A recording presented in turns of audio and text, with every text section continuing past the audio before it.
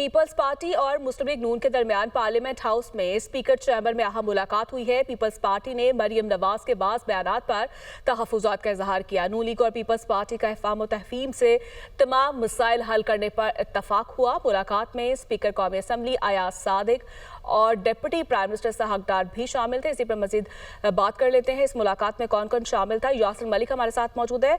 जी यासिर, बताइएगा इस मुलाकात का अहवाल।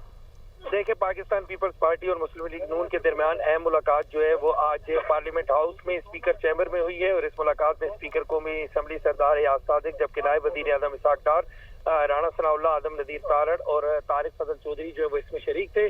पीपल्स पार्टी की जानिब से जो नुमाइंदगी की है वो नवीद कमर थे और एजाज जाकरानी थे। पीपल्स पार्टी ने वज़ीर आला पंजाब के बाद जो बयानात हैं सैलाब को लेकर जो उनके ऊपर अपने तहफ़्फ़ुज़ात का इजहार किया है। और नून लीग और पीपल्स पार्टी ने अफ़हाम व तफ़हीम से तमाम मसाइल हल करने पर इत्तफ़ाक़ किया है।